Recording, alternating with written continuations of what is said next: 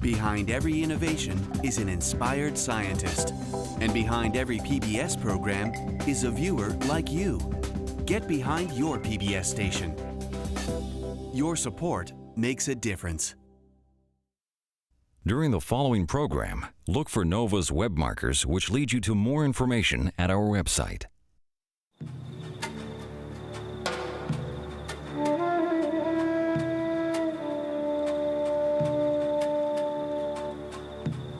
Hidden in the mists of the South Pacific, on one of the most remote islands on Earth, is a mystery locked in stone.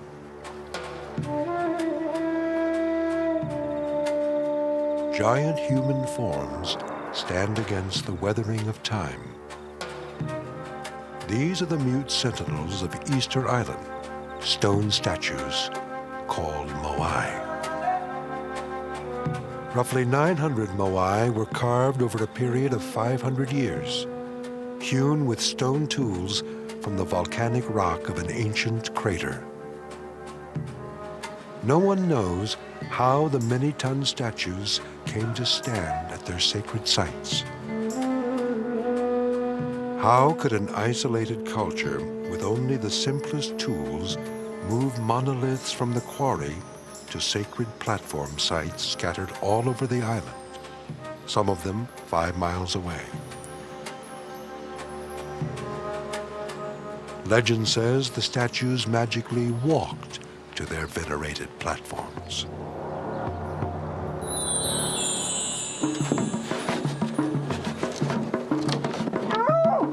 To penetrate beyond the myths, NOVA assembles a team of archaeologists, engineers, and the Easter Islanders themselves.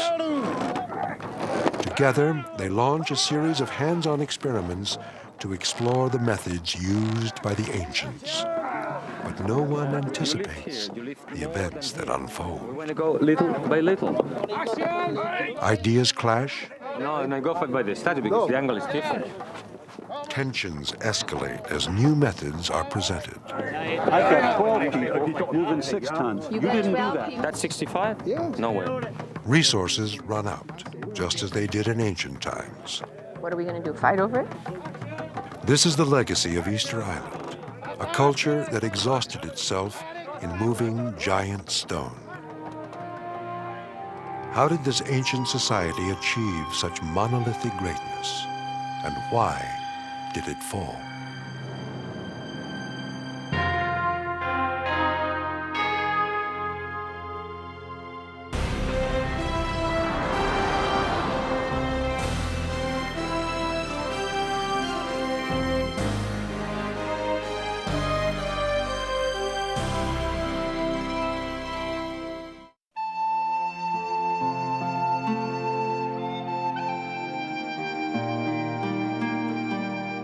Around 400 AD, Polynesian voyagers set out across the open sea in search of new land.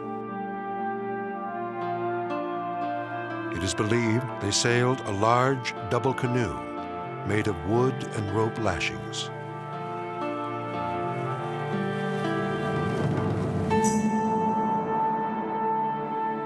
Their journey took them thousands of miles across the Pacific, until, by chance, they came upon the rugged coastline of a solitary, uninhabited island.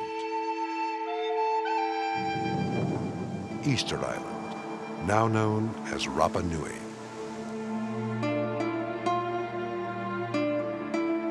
Today, treeless, windswept land rises from an infinite sea. Just 7 miles across, Easter Island is studded with volcanic craters which provide the raw material for the stone sculptures of the past.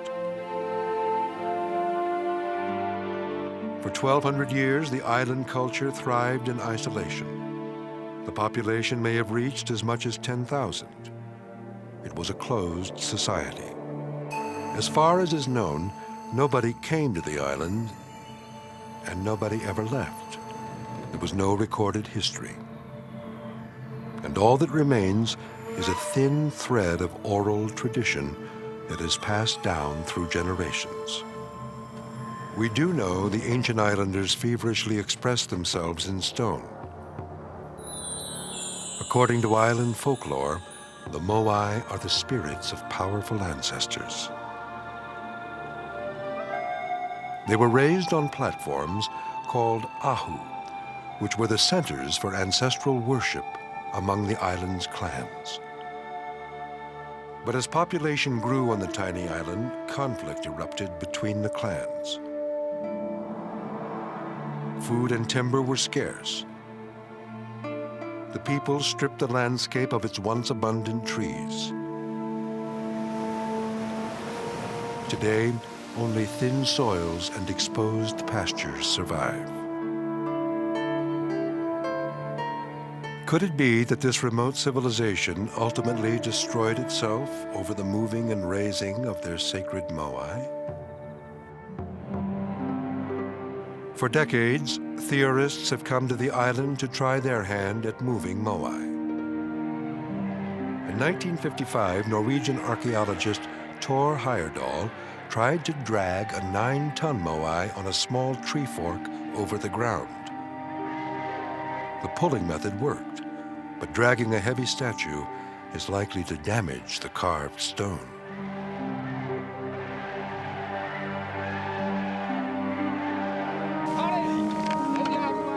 Heyerdahl returned in 1986 inspired by Rapa Nui folklore. Legends say that the human statues walked across the island to their ahu platforms through a spiritual power called mana. Heyerdahl tried walking the 9-ton statue by rocking it forward like a refrigerator. Although it works, the method is precarious on anything but level terrain.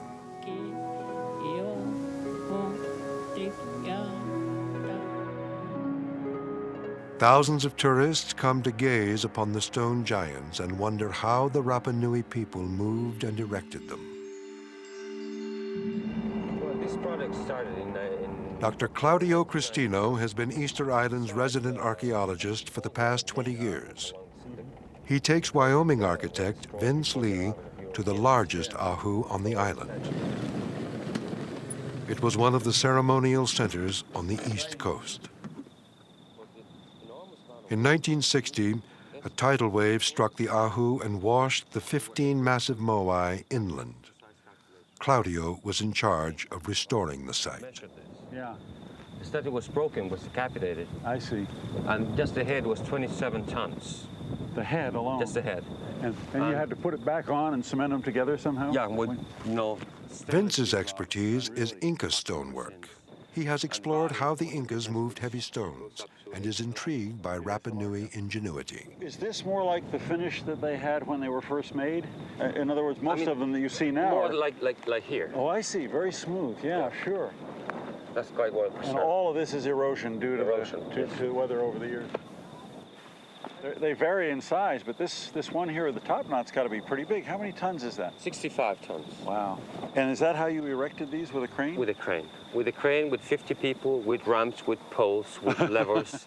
So this gave us, for the first time, a quite clear idea of the incredible energy that was used in the past. Even with modern equipment, it sounds like it was a huge project. Even Vince and Claudio have trouble imagining how an ancient culture could have carved, transported, and erected such mighty stones without the aid of modern technology.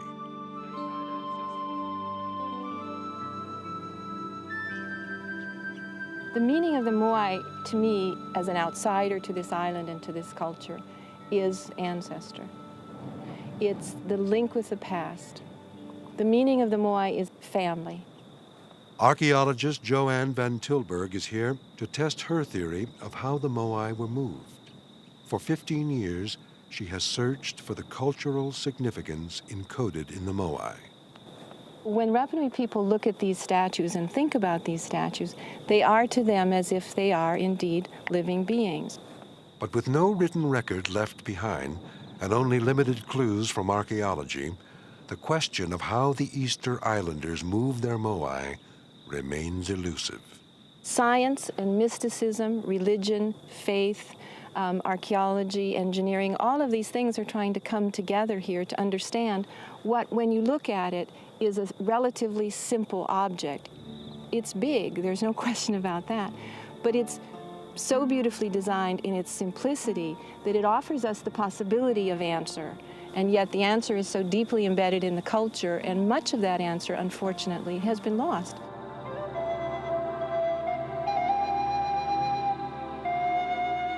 Joanne has measured the height, width, and estimated weight of each moai on Easter Island.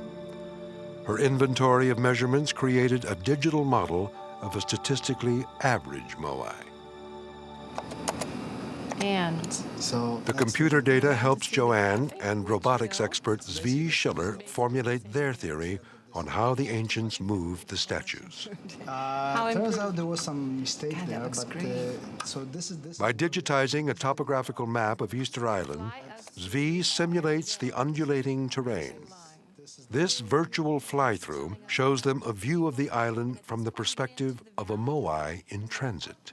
it's up and it's down. This is where we actually this is the new part, and From this digital model, a full-scale replica will be made for experiments on the island.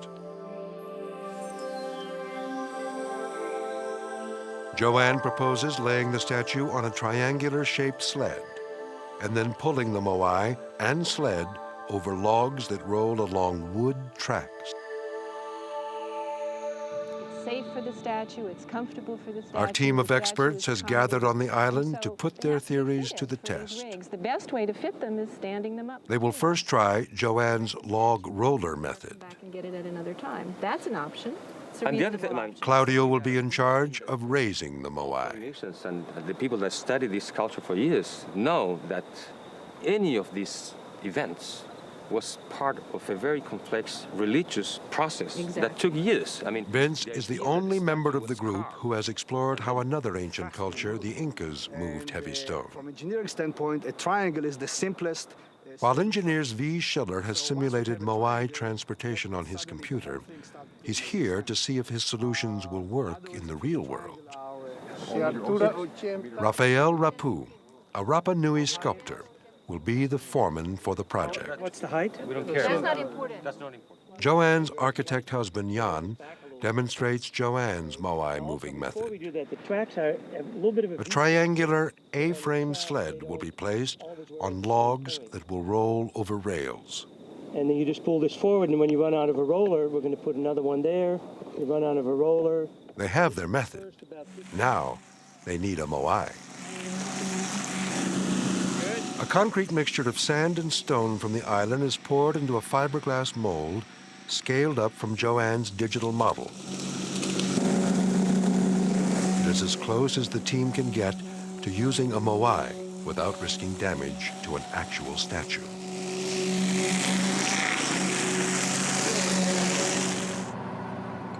Three days later, the 9.5-ton concrete moai is ready to be lifted out of its curing pit.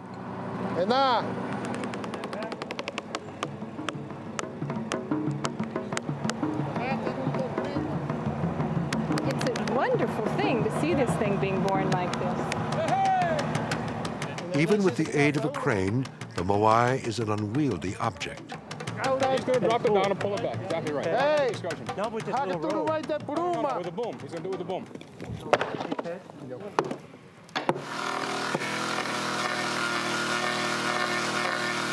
Chainsaw surgery frees the moai from its fiberglass mask.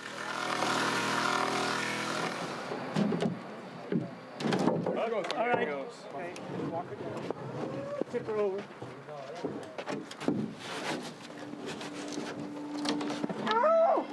From a digital computer image to a concrete facsimile, this moai is the culmination of years of Joanne's research. People call me the mother of the moai, and right now I feel very fond of that object. So I can see how people would invest family histories and family traditions in something like this. It's very easy to do.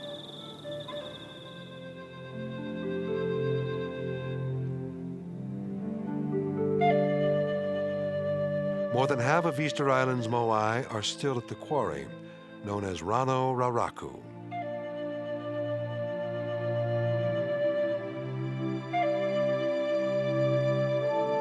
It lies a mountain of hardened volcanic ash. Here the moai lie in various stages of production. Some half-carved, some on their backs, as if sliding down the quarry slope, and others buried from carving debris and erosion.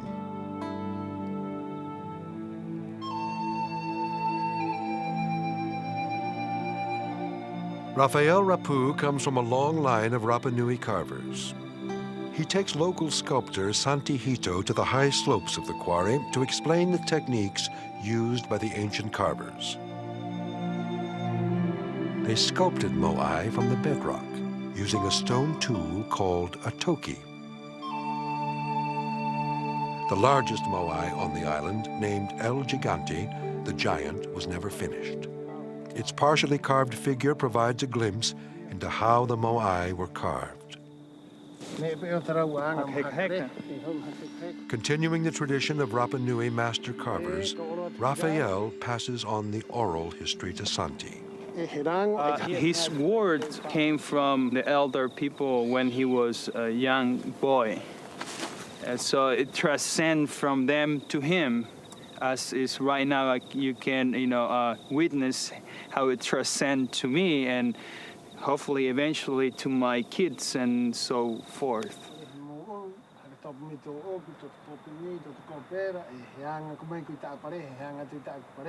Rafael explains that first, channels were carved around the body of a moai.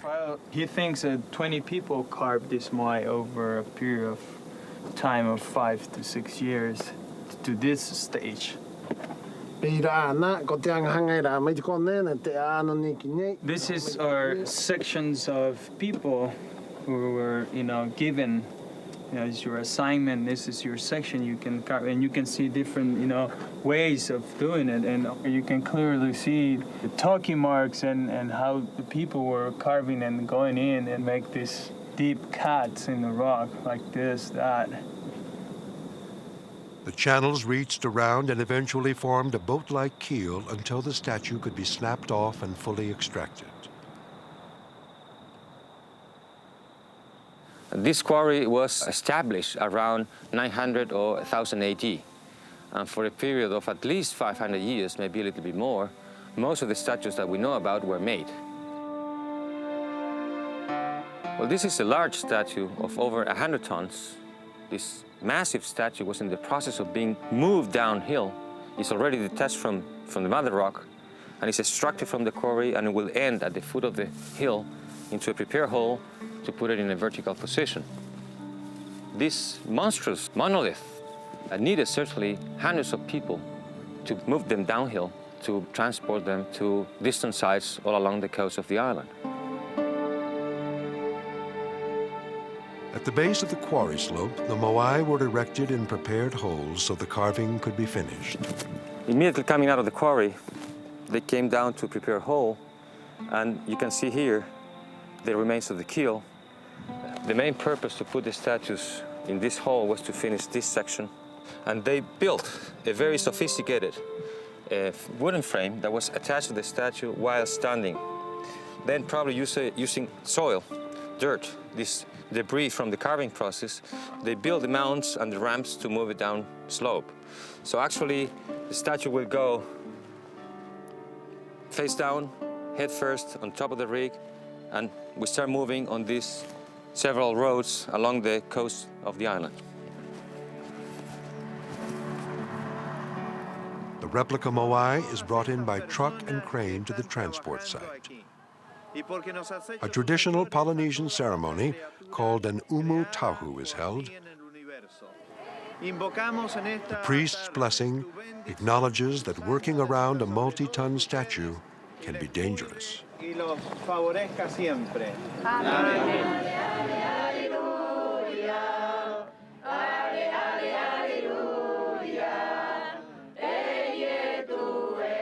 So it's a benediction on behalf of the Catholic Church and this community for this project and the work that they're doing here to take care of everyone.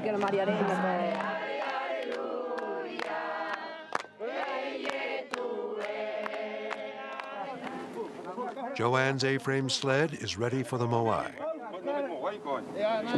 Its unique triangular shape is proportioned exactly for the statue. The team will try to pull the entire rig 100 yards on flat terrain using Joanne's log roller system.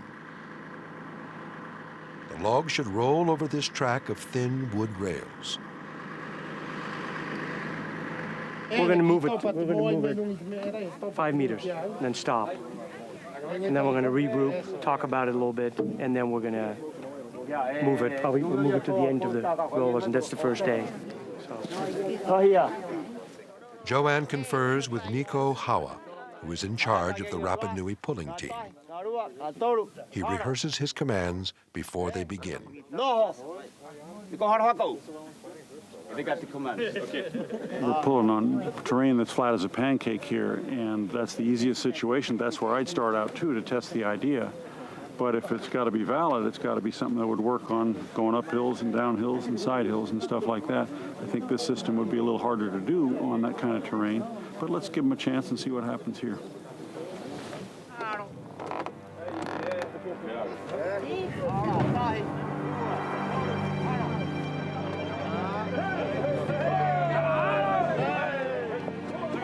Surprisingly, the logs don't roll. They slide over the rails. Sliding doesn't roll. It rolled a little bit. It rolled a little bit. It rolled first and then slide maybe, but it slid first.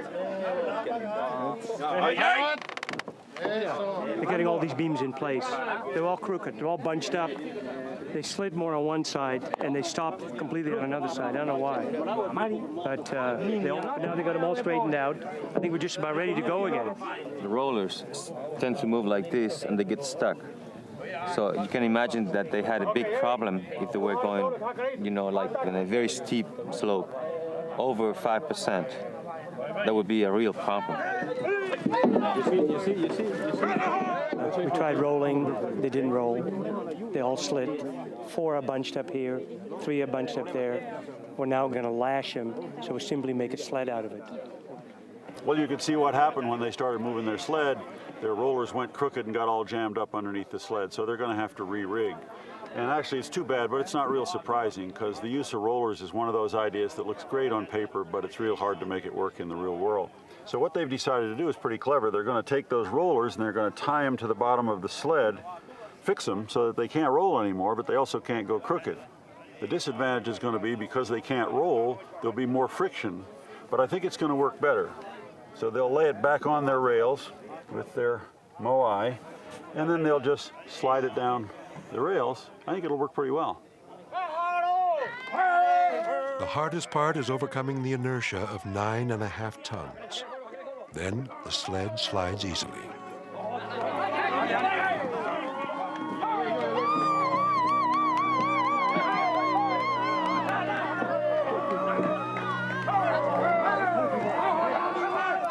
This novel solution exploits rope lashings and wood crossbeams that are common in traditional Polynesian culture.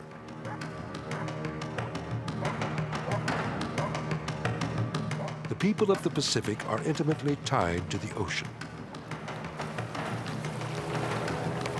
In ancient times, outrigger canoes were the vital link between islands.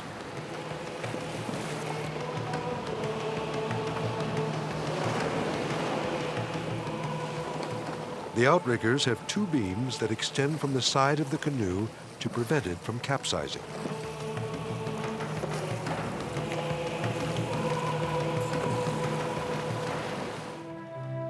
The larger voyaging canoes were simply 2 hulls bound together by wood crossbeams and rope lashings. Joanne's theory is that the same seagoing technology was used for transporting moai across land. If you look down the length of this transport rig, you will see the strong triangular shape that we've created. And what we've got here, we've used basically the metaphor of Polynesian transport technology, which is essentially canoe building technology. So this is a wood rig pegged and lashed in the same way that a large canoe might be lashed. The cross beams act almost as balance beams on an outrigger canoe.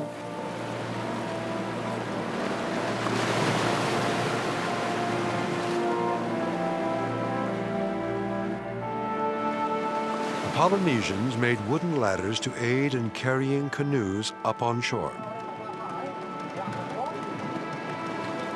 The cross beams of this ladder are lashed onto long rails, just like the rollers lashed to the sled for the moai.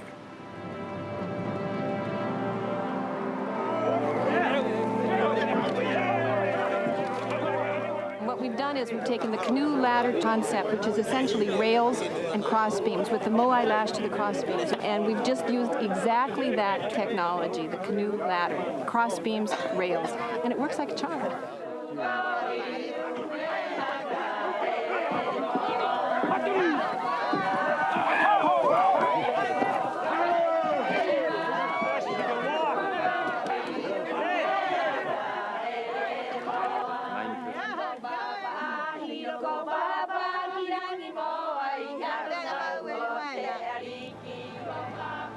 Each group of statues was raised on a long rectangular platform, or ahu.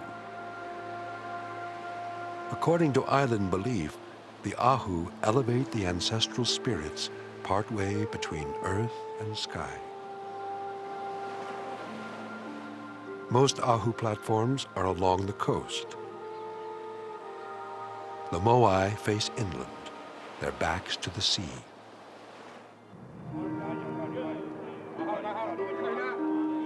To have the moai facing inland on its ahu, the team resorts to modern machinery. Now they have to reposition the statue face down and then rotate it 180 degrees. Vince explains why. Well, everybody agrees, I think, that the moai were quarried up on the side of the cliffs and were lowered down to the bottom of the slope facing out towards the ocean. And likewise, everybody seems to agree that once they got erected on the ahu out at the seacoast, they were facing inland away from the ocean. So that means that there's one movement that you can't avoid making regardless of what transport method you use. Claudio thinks that the sled was fastened to the face of the moai at the bottom of the quarry slope, and then the whole rig was lowered onto the ground for transport across the island. And if he's right about that, of course, it means that the moai was handled face down instead of face up. But whether he's right about it or not, somewhere between the bottom of the quarry slope and the ahu platform, this moai has to be rotated 180 degrees so that once it's erected on the ahu, it's facing inland away from the sea. Now repositioned face down, the moai is rotated, but not with the tools of the ancients. You'll notice that the A-frame is now backwards from the way it was yesterday, which they did with a crane, but I mean, doing it with manpower would be somewhat of a project. It's just a shame to see all the tricky parts done with the crane, because pulling it on the level is not easy, but it's the easiest of all the moves you have to make. And that's the one we're getting to see. It'd be interesting to see the others tried by hand, because I think it'd be a major operation. Vince wonders how the islanders move the giant statues up to the ahu platforms that line the coast. He doubts Joanne's pulling method, since there is no space for long lines of people on ropes behind the high ahu platforms. As we've seen, many of these platforms are right on the shoreline, and this is actually water out here. This is actually ocean crashing against the bottom of this wall. We have no other way to move it except long lines of pullers out here. There's no place for these pullers to work. They're all down here in the water swimming. And we need some other way to get this sled up onto the platform. So watching that, it occurred to me that an improvement on this design that solves that problem would be a sled which has lots of crossbars on it so that you have many places to apply leverage. And that would, for example, enable you to get this sled up onto the platform here just using levers, and therefore nobody would be swimming out in the ocean. And incidentally, this sled works real well for the 180-degree rotation, which we've seen has to be done somewhere between the quarry and the ahu platform. If all the guys on one side lever forward and all the guys on the other side lever back, as you can see, it quite readily rotates the sled the 180 degrees. Vince has been given one day, a half-carved stone of Raphael's, and a few leftover materials to put his new idea to practice. His sled is designed for levering a moai forward when there is no room for long lines of people pulling on ropes. The lever was probably one of the first tools that primitive people learned how to use. It was really the only way they had to multiply the force of an individual person's muscle power. The cross beams act as leverage points for the men to push against. Okay, what we're trying to do now is just demonstrate rotating the moai on this sled. And by putting skids under and having the people on one side go to the rear, the people on the other side go to the front, and the people in front and back go to each side, as you see, we can rotate it. Okay. Well, I think it's an interesting experiment. The main problem we have here is that certainly the frame was, built without knowing the weight of the block. So certainly we have a problem there. It's tending to bend a lot. And it's not because the method doesn't work, it's simply because it was not carefully, designed for that block of rock.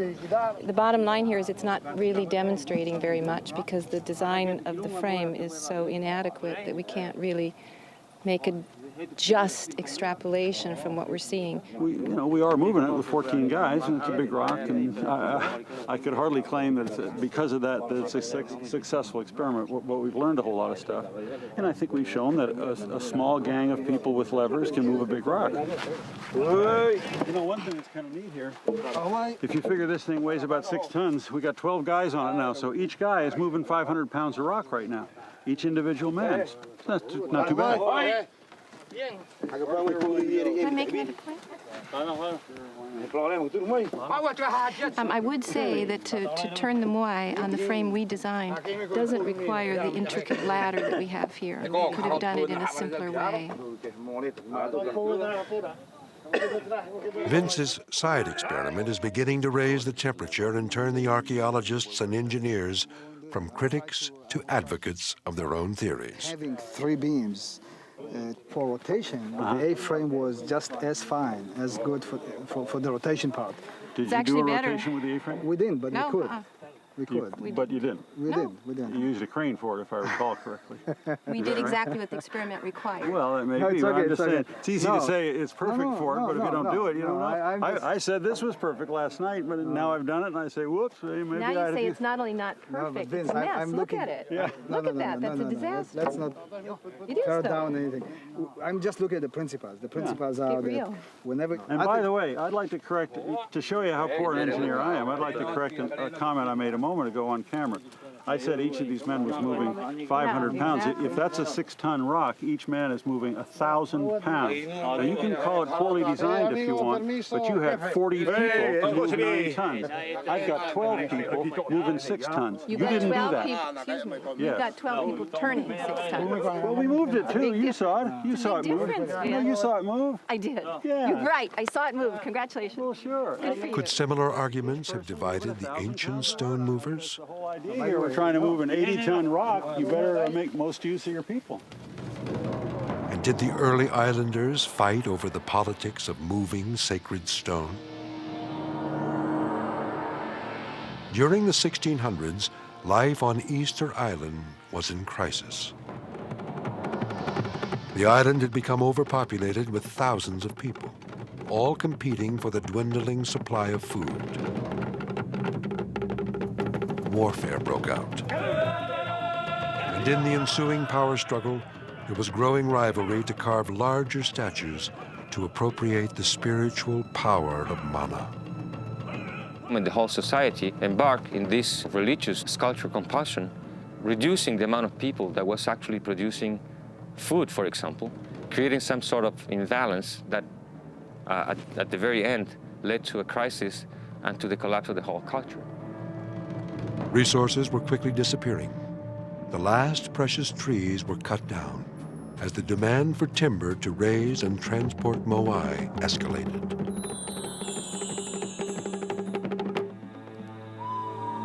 Ancestral statues were knocked down by the warring factions. In time, the population would all but disappear. The great civilization of Easter Island had collapsed.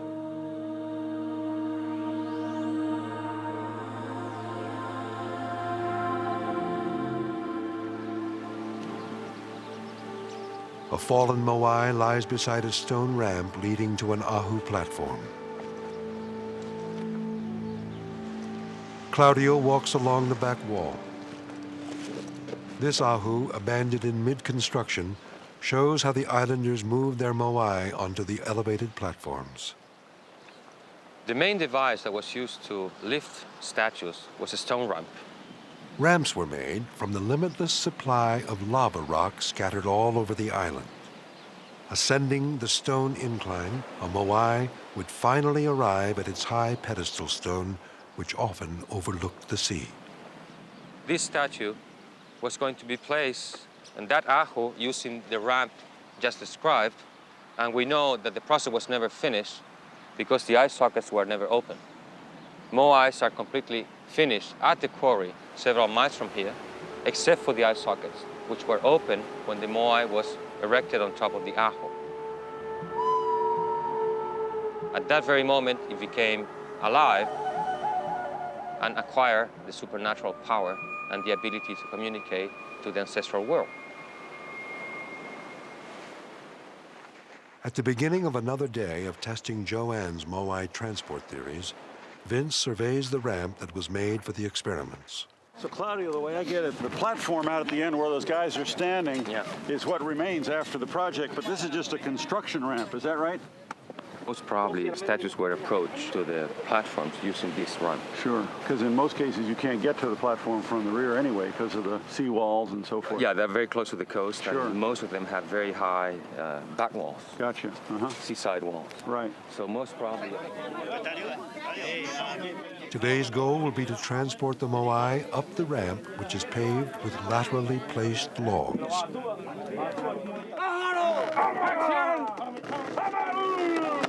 They start on flat terrain in front of the ramp.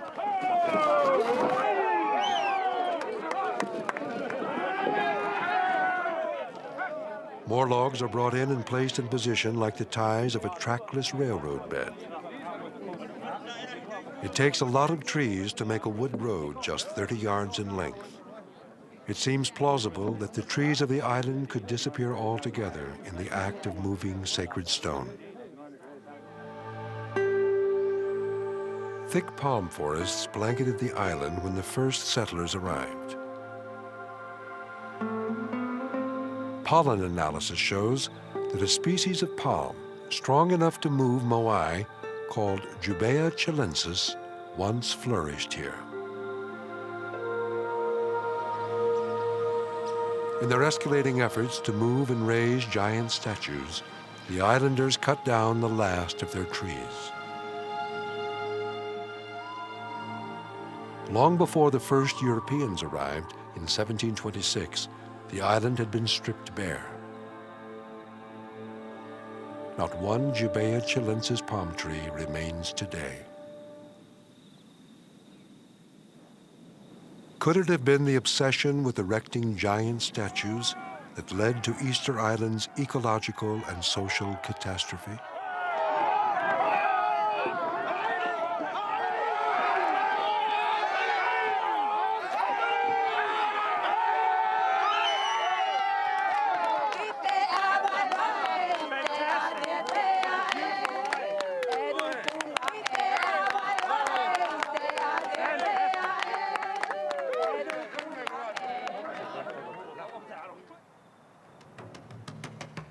The next day, the team faces the challenge of moving the moai the last 6 feet to the pedestal stone.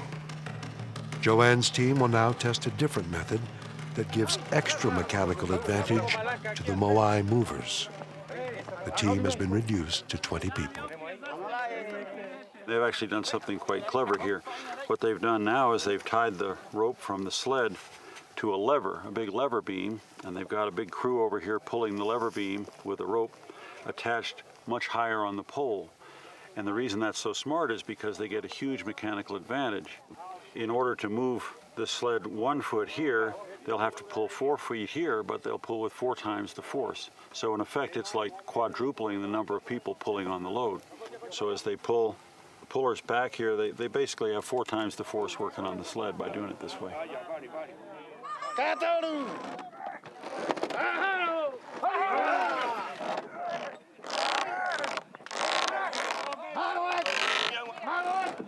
It's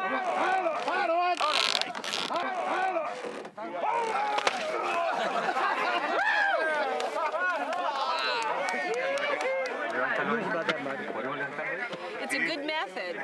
We needed a stronger method. I was waiting for something to break. Well, we were so all we waiting can learn for from it. We were all waiting for that, and we got good. it here. So.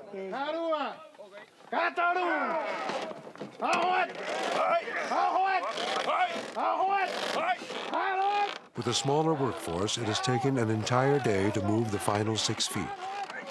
The last few days of experiments have led Joanne to conclude that there may have been more than one method for moving moai. I have learned that the statues lend themselves very well to manipulation. They're well balanced, they're well designed, you can attach rigs to them, you can change them. I think people would think on their feet and develop methods for moving these statues that were adapted to each individual statue.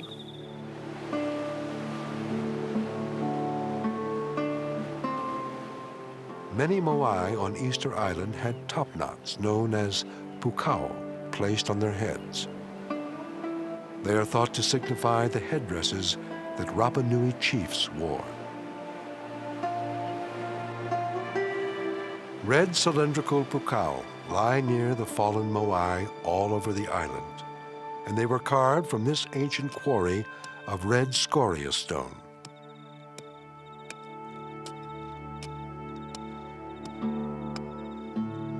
Raphael carves an authentic pukao for the replica moai. He uses a basalt toki, the tool used by the ancient sculptors to carve island stone. Raphael passes on the age-old technique to Santi. Raphael says it is the scoria rock which is used to make the pukao because it is light and people are able to take this pukao across the island to different sites and place it on top of the moai. Rapa Nui society supported specialist craftsmen. The master carvers held an elevated status in the community. So there were master carvers who were dedicated to just carve pukaos. They never worked with the rush of time. There was no time frame. It's all based on mana and religion. And in our modern time, we'll succeed, I think. The team must now figure out how to raise the moai. They use levers to lift the load inch by inch, while stones are carefully placed underneath. Slowly, the moai will be jacked up to a vertical position. The pukao is now ready to be added to the load. Not all moai had pukao, and we don't know how the islanders raised them onto the statues. The Rapa Nui men devise a simple pulley system for rolling the 1-ton pukao up the short ramp.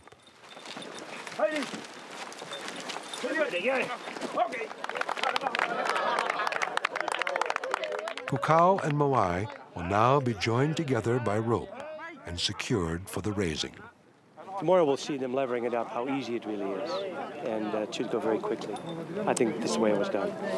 I'm not sure. I mean, it's also possible. It's possible to raise the two together, but it's also possible to raise the statue first, and then if the statue is deserving of a pukao, maybe then they put the pukao second. But the problem is when you do the statue and then do the pukao, you have to do everything twice.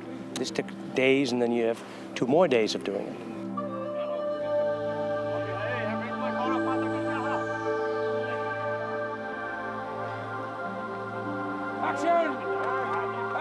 Claudio is the archaeologist in charge of the raising. He hopes the moai will be raised in 1 day. By 3 o'clock, it's going to be very high, but 4 o'clock it should be up. 5 o'clock. It's not a promise. So now those logs now are not interfering. The work takes on its own rhythm. Anyhow, you have And a steady stream of ideas come from the onlooking experts. 3 point at least. I mean, the wood is helping. It's in good position.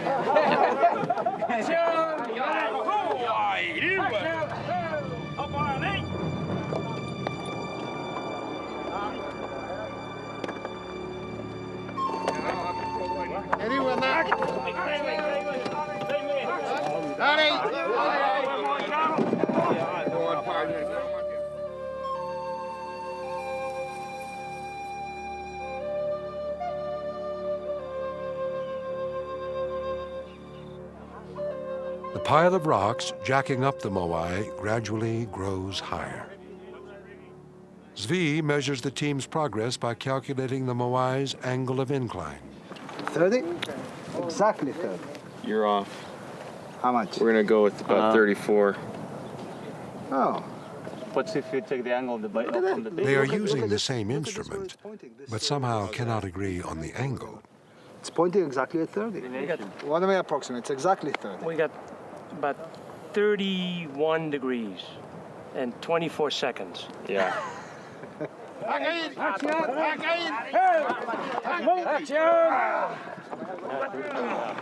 Now it really moved. From about 30 degrees, we're now approaching probably 40.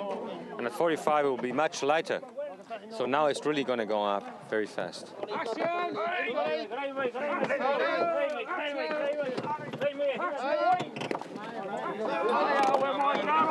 35, went up 5 degrees. The statue or the frame? I go by the frame. No, and I go by the statue because the angle is different.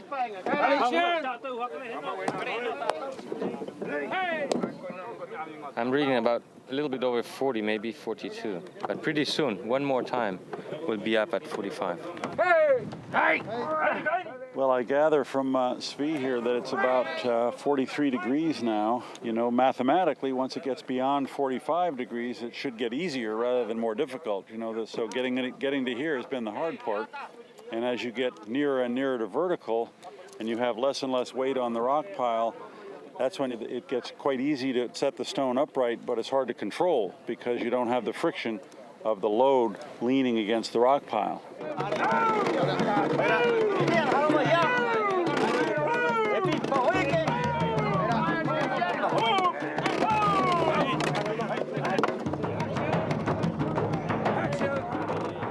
With a growing rock pile to clamber over, the men find the work tricky and the Moai unstable. Zvi becomes even more interested in their rate of progress.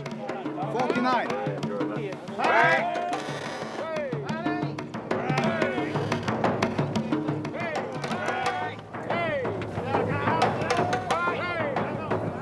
There are now fewer levering positions on the 12-foot pile of rocks for the 20-man workforce.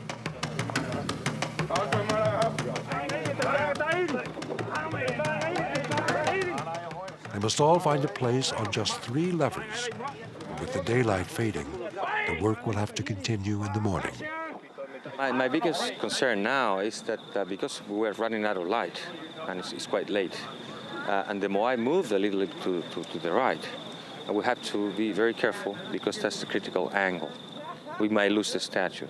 So we have to secure everything tomorrow, put it straight, and control these rocks around it so that the people will work safely at the same time. But it will happen. I mean, it's not a problem. That's just a little disruption in the general process. But it's going to go up, no problem.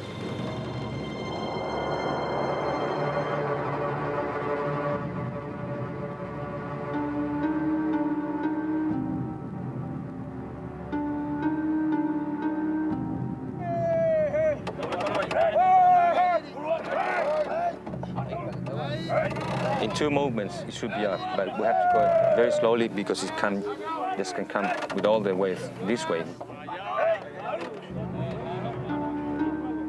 But certainly, this is the most critical point.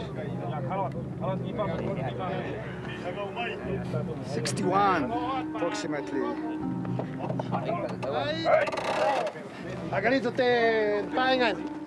Work is soon stopped.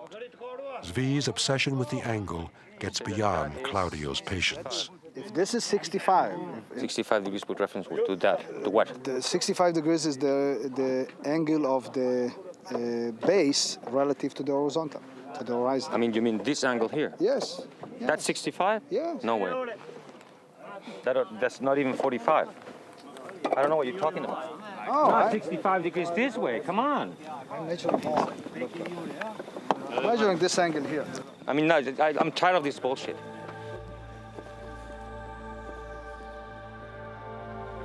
It is a simple misunderstanding. Shit. Great efforts will often bring out great passions. Time, effort, and resources are all at play in this arena of larger-than-life stone moving.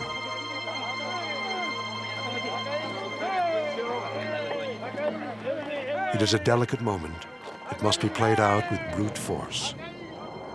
Claudio and Raphael watch for signs of twisting.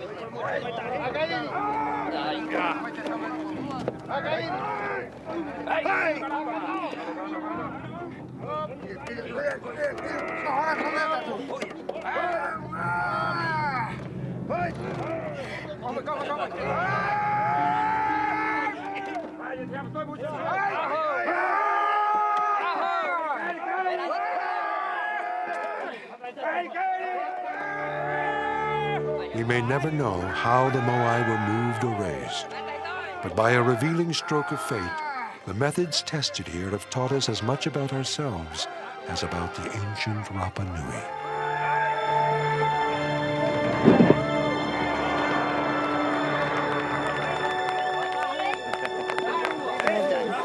Well done. After all this fighting and all that. Took a lot of headbutting and arguing and compromise, but it's a very creative process. It's a process that probably they went through in part in the ancient times.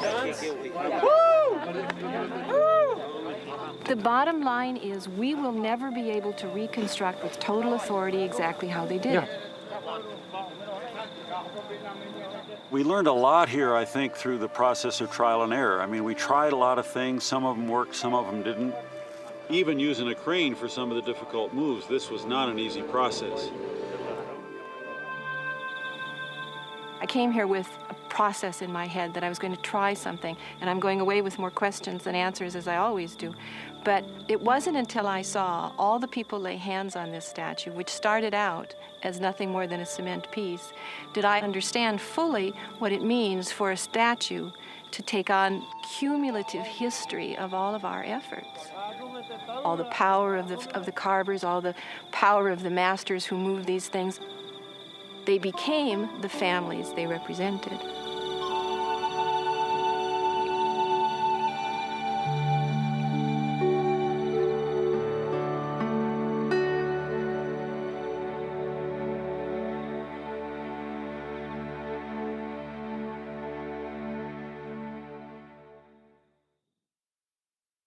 Next week on Secrets of Lost Empires, they were gathering places to eat, drink, and gossip, social centers of the Roman Empire, and the most technologically advanced buildings of the ancient world.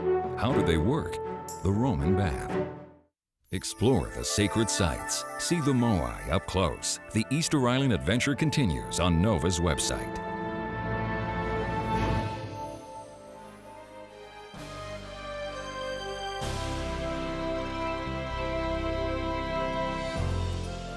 To order the Secrets of Lost Empires 5-video set with a free family activity book, please call WGBH Boston Video at 1-800-255-9424. The family activity book is also available separately for shipping and handling only. A grim discovery. A 9,000-year-old skeleton rewrites our history. The mystery of the first American, next on NOVA.